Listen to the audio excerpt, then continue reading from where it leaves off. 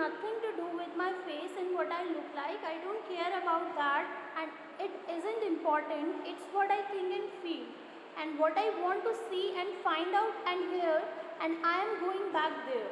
Only to help him with the crab apples, only to look at things and listen. But I am going.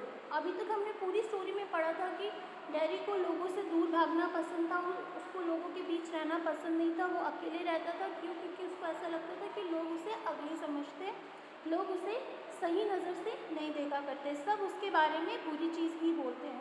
तो वो उस negativity से बचने के लिए खुद को अकेला कर देता था, वो किसी से बात नहीं करता था, कोई उसका फ्रेंड नहीं था। लेकिन जब से वो मिस्टर लैम से बात कर रहा, लैम के गार्डन में पहुंच गया, उनसे बातें करके उसको बहुत अच्छा लगा। हम इस बात से इसे समझ सकते हैं कि उसने अपनी मम्मी से आर्ग्यूमेंट किया कि मैं वहाँ, क्योंकि मुझे अपने घर में अच्छा नहीं लगता, मुझे यहाँ अकेले अच्छा नहीं लगता, इसीलिए मैं वहाँ जा रहा हूँ, वहाँ मुझे अच्छा लगता है, वहाँ मुझे हर एक चीज़ करनी है जो मिस्टर लैम उसे बता रहे थे कि रुको, वेट करो, हर चीज़ को सुनो, हर चीज़ को देखो। तो वो यहाँ पे उसी चीज़ की बात कर रहा है कि I want to see it, I think sorry only to look at things and listen. मैं वहाँ जा रहा हूँ चीज़ों को देखने के लिए, सुनने के लिए। Mother, you will stop here, तुम यहीं रुक जाओगे। Daddy, oh no, because I don't go back there, I will never go anywhere in this world again. अगर आज मैं वापस वहाँ नहीं गया तो मैं ज़िंदगी में वापस नहीं कुछ कर पाऊँगा। The door slams, daddy runs painting. तो इसके बाद क्या हुआ, उसने डिसाइड कर ही लिया था कि मुझे जाना ही जाना है, तो उसने डोर बंद किया और वो मिस्टर लैम की गार्डन की तरफ, उनके घर की तरफ भाग गया। And I want the world, I want it, the sound of his painting fades. अब सीन 3 है। सीन 1 था जहाँ पे डैरी एंटर करता है मिस्टर लैम के गार्डन में, उनके बीच में जितनी भी कन्वर्सेशन होती है वो सीन 1 में था। सीन 2 में जब वो अपनी मदर से बोलने आता है, घर में उनकी परमिशन लेने आता है, हालांकि उसकी मम्मी उसे परमिशन नहीं देती, बट वो ये बता के जाता है कि वो कहाँ जा रहा है। अब सीन 3 है जब डैरी वापस मिस्टर लैम की हेल्प करने जा रहा है। उसे पता है कि उनके 10 लेग है, तो वो अकेले क्रैब एप्पल्स नहीं तोड़ पाएंगे जेली बनाने के लिए, तो वो उनकी हेल्प करने वहाँ जा रहा है और इसी बहाने वो उनसे बात भी कर पाएगा। Mr. Lamb's garden sounds the noise of a branch shifting, apples thumping down, the branch shifting again. Thumping होता है जो एक ज़ोर से आवाज़ आती है हिट करने की, उसे थम्पिंग कहते हैं। तो जब वो वहाँ जा रहा था तो मिस्टर लैम के वहाँ पे गार्डन में क्या सीन है कि जो वहाँ से थम्पिंग ज़ोर ज़ोर से आवाज़ें आ रही है ब्रांच की टूटने की, ठीक है। Mister Lam, study, that's got it, that's it. वो अपने आप को संभालने की कोशिश करता है और आप कितने बजे फ्री रहोगे? मैम इसके बाद एक,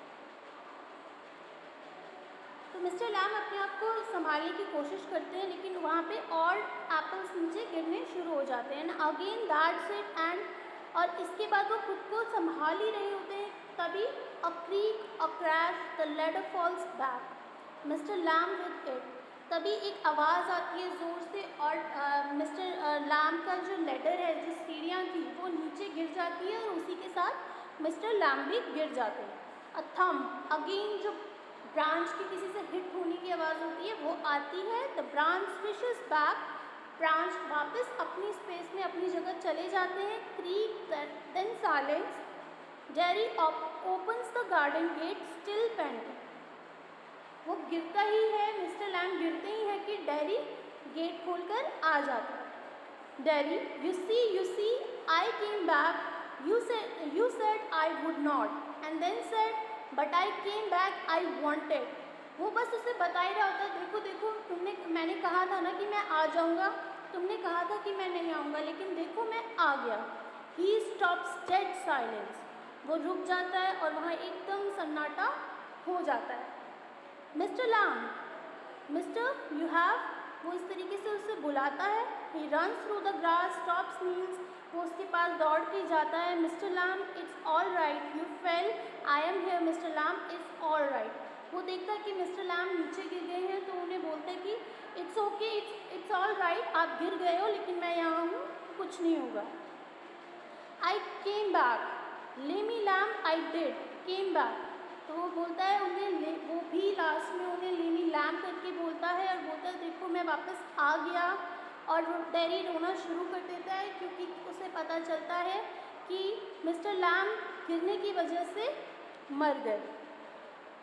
ठीक है, तो ये आपकी स्टोरी थी एक टीन बॉय की, डेरी, जिसकी लाइफ में बहुत सारी इनसिक्योरिटीज़ थी, खुद को लेकर, वर्ल्ड को लेकर, पीपल को लेकर।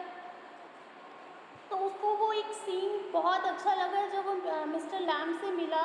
मिस्टर लैम ने उसे हर तरीके से मोटिवेट किया, जबकि वो खुद भी एक डिसेबल्ड पर्सन थे। तो बीइंग अ डिसेबल्ड पर्सन उन्हें पता था कि एक जो नॉर्मल किड्स नहीं होते हैं या जो नॉर्मल पीपल नहीं होते हैं उनके मन में क्या इनसिक्योरिटी रहती है, और उन्हें समझाने के लिए अक्सर लोग नहीं मिलते, क्योंकि लोग जब भेदभाव करते हैं, लोग जब किसी का मजाक उड़ाते हैं या किसी को अगर अपनी अजीब वियर्ड तरीके से भी देखोगे तो आपको नहीं पता, अगर आपने कुछ नहीं भी बोला है तो भी उन्हें समझ आ जाता है। हर कोई फेस रीड कर सकता है। ये सिर्फ डिसेबल्ड पर्सन की ही बात नहीं है। अगर अभी आपको एक एग्जाम्पल के तौर पे बताऊं कि आप सब ने मुझे देखा है, ठीक है, तो मैं अपना पर्सनल एक्सपीरियंस शेयर कर रही हूँ कि स्कूल टाइम से ही मैं ओवरवेट रही हूँ।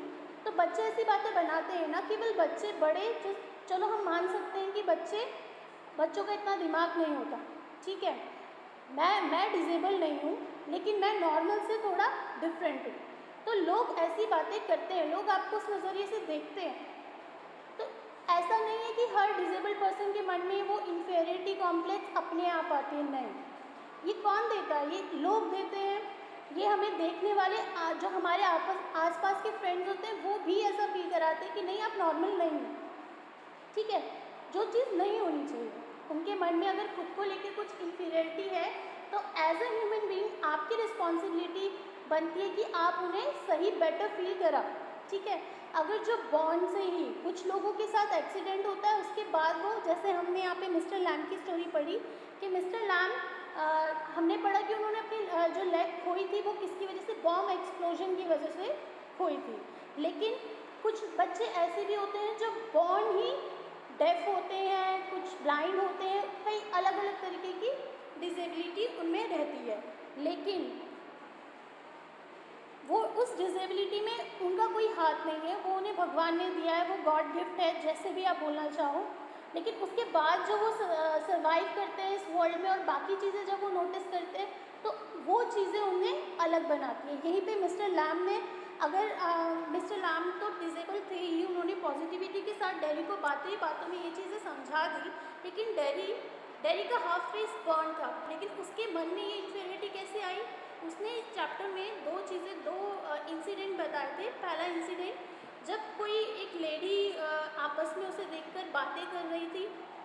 अक्सर बच्चे उसका फेस देखकर डर जाते थे, तो बच्चे ऐसे रिएक्ट कर सकते हैं, ठीक है, लेकिन एक विमेन की बात जो उसको देखकर दूसरी विमेन से कह रही थी कि देखो ये कितना अगली है, जो कि बिल्कुल ही गलत था, और जो कि डेरी ने सुन लिया था, इसकी वजह से उसको लोगों से नफरत हो रही थी। वहीं पे जब उसके साथ ये इंसिडेंट हुआ था, उसके फेस में एसिड गिरा था, तो हॉस्पिटल में एक इंसान ने, एक पर्सन ने क्या बोला था उससे कि अब तो तुम्हें अपने जैसे लोगों के साथ रह लेना चाहिए था, क्योंकि उस आदमी की क्या सोच थी कि जिसको जैसी डिसेबिलिटी होती है उसको अपने लोगों के साथ ही रहना चाहिए, ठीक है। तो इन बातों से, क्योंकि डेरी एक टीनेज बॉय था, उसमें सोचने की इतनी, हम जैसा बचपन में देखते हैं उस टाइम हमारा माइंड इतना बिल्ड नहीं होता। अगर हम नेगेटिविटी को एब्जॉर्ब कर लेंगे तो हम लाइफ टाइम ऐसे ही बने रहेंगे।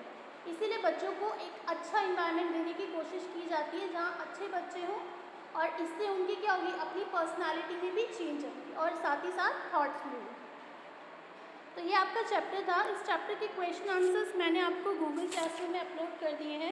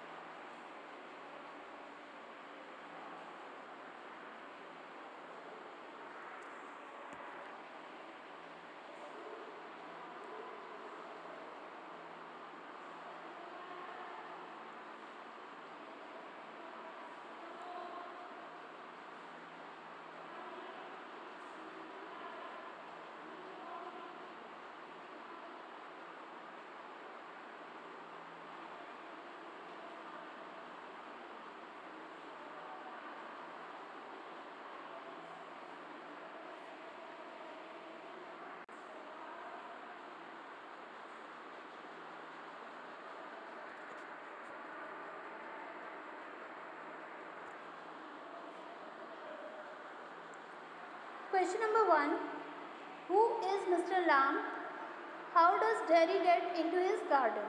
ठीक है, so Mr. Lamb is an old man who lives in a big house and has a big garden. He is lame with a tin leg. He had lost his leg in the war. Derry enters Mr. Lamb's garden by climbing the wall.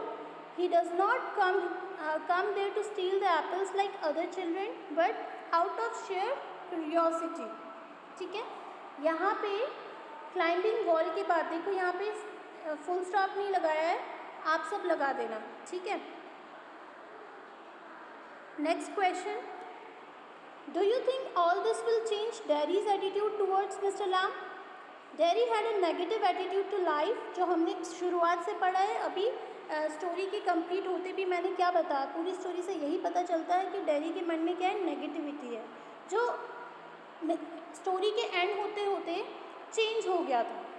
Derry had a negative attitude to life and people due to his burnt face. He suffered from an inferiority complex and avoided meeting people. But after his long conversation with Mr. Lamb, he was able to overcome his inferiority complex and change his attitude. Next question. What is it that draws Derry to Mr. Lamb in spite of himself? So Mr. Lamb was not scared of Derry's burnt face. He wanted to be in his company and talk to him. Mr. Lamb was also handicapped and alone. He spoke in a friendly manner to Derry and inspired him to think positively. Thus, Derry got drawn to Mr. Lamb. Next, in which section of the play does Mr. Lamb display signs of loneliness and disappointment? What are the ways in which Mr. Lamb tries to overcome these feelings? It is in the middle section of the first scene of the play that Mr. Lamb displays signs of loneliness and disappointment. He says that when it is a bit cooler, he will get the ladder and a stick and pull down those crab apples. He makes jelly. Derry could help him. Then he says he is interested in anybody or anything that God made. It may be a person, flower, fruit, grass, weed or rubbish. There are plenty of things to look at. Some of them are his crab apples or the weeds or a spider climbing up a silken ladder or his tall sunflowers. He also likes to talk and have a company. He has a hive of bees. He hears them singing. He sits in the sun and reads books. He likes the light and the darkness. He hears the wind coming through open windows. There are not any curtains at the windows as they either shut things out or shut things in. These are the ways in which Mr. Lamb tries to overcome his loneliness. ठीक है.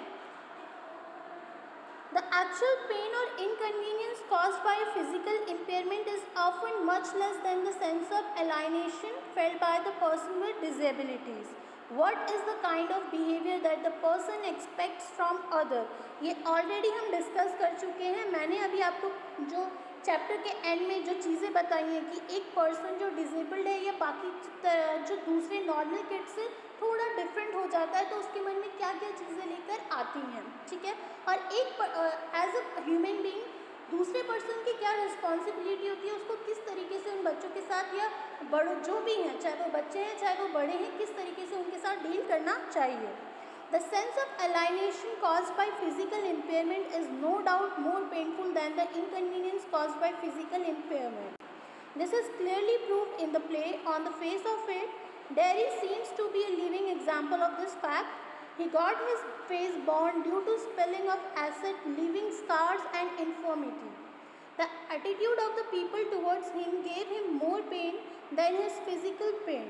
He was deeply hurt and disgusted when he realized that his family was anxious about his future. He felt pain when he overheard two women talking about his ugly face. The insensitive remark of the women in which they suggest him to be in the company of people like him developed a sense of alienation in him. He closed himself in a shell and developed a very negative attitude to society and finally to life. तो ये भी हम पहले ही discuss कर चुके हैं कि कैसे उसके मन में जो उसको फिजिकल डैमेज जो है वो इतना पेन नहीं देता जितने लोगों के एटीट्यूड उसकी तरफ, इस तरीके का बिहेवियर, ये ज़्यादा पेनफुल होता है। Will Derry get back to his old seclusion, or will Mr. Lamb brief's association affect a change in the kind of life he will lead in future?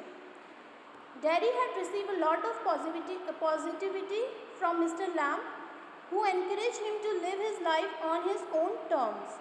He had motivated him so much that he had come out of his inferiority complex, so he would not get back to his seclusion. तो finally dairy को क्या हुआ, mister lamb से इतनी positivity मिली कि अब उसने life का जो दूसरा साइड है, जो पॉजिटिव साइड है, वो देखना शुरू कर दिया।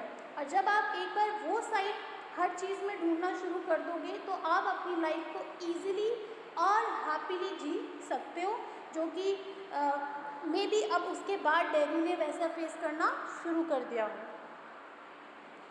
इस चैप्टर में इतने ही क्वेश्चन आंसर्स हैं, आप सब इसे अपनी कॉपी में ज़रूर करना।